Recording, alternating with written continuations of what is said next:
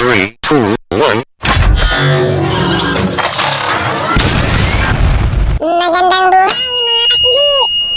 Panibagong adventure na naman po ng ating paninirip dito sa karagatan ng Masinloc, Zambales. Wow! Dito po ay nagtsatsaga po tayong manirip ng mga laman dagat na ating ipang-uulam.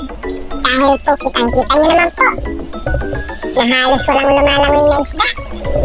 At kailangan natin magtsagang manirip para meron po tayong makuha na pang-ulam.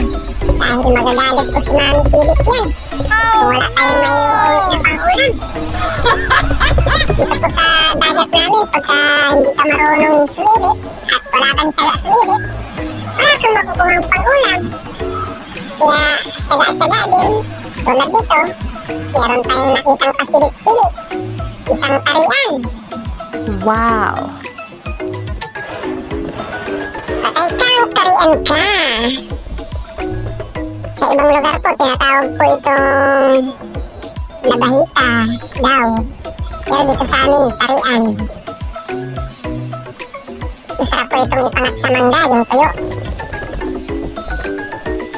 Tapos meron po tayong nakita ditong grupo ng mga isda.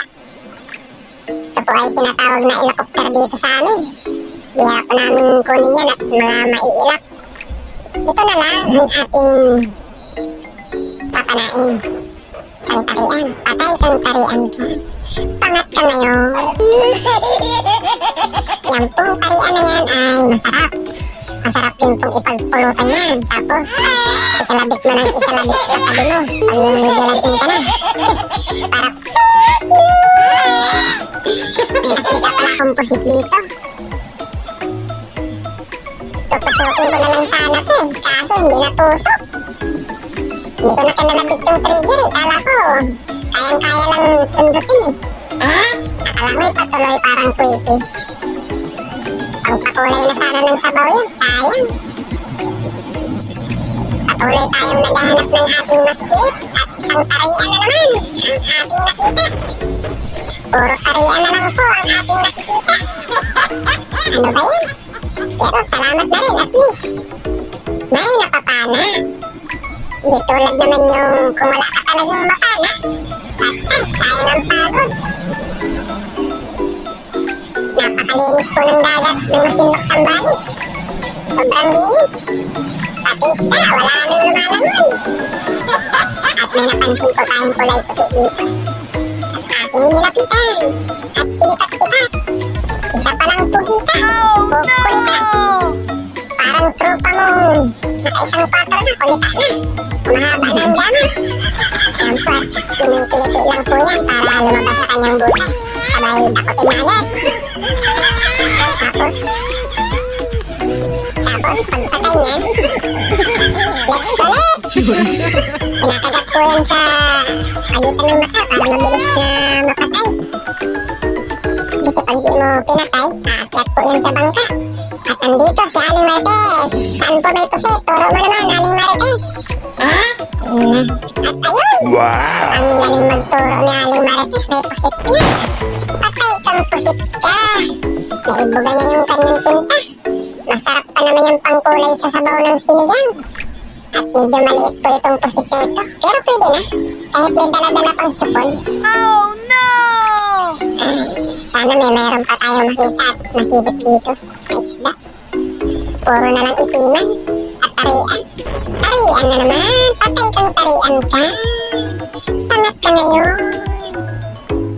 Ito pa. Tarian na naman. Ang itim ng bangka. Puro na tarian.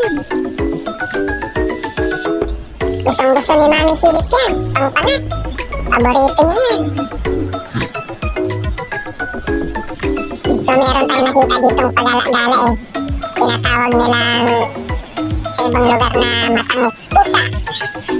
Medyo malaki na po ito. At pakapanahin ko na po. Masarap po itong sigang. Patay kang matang pusa ka. Sisik-sik ka pa dyan ah. Itong wala kaming pangulam. Hindi kita patatakasin. Ito pa, meron pa dito isang danggit. At nakasiksik. At Tumago pa nga. Patay kang danggit ka. Kala mo di ka tatamaan ha. Ito ang hirap-hirap manghuli ng pang-ulam. Hindi kita patatakasin. At dito ay meron tayong nakita na pasilip-silip. Isang Ramona. Isang gintong isda dito sa Masinloc, Zambales. Patay siya.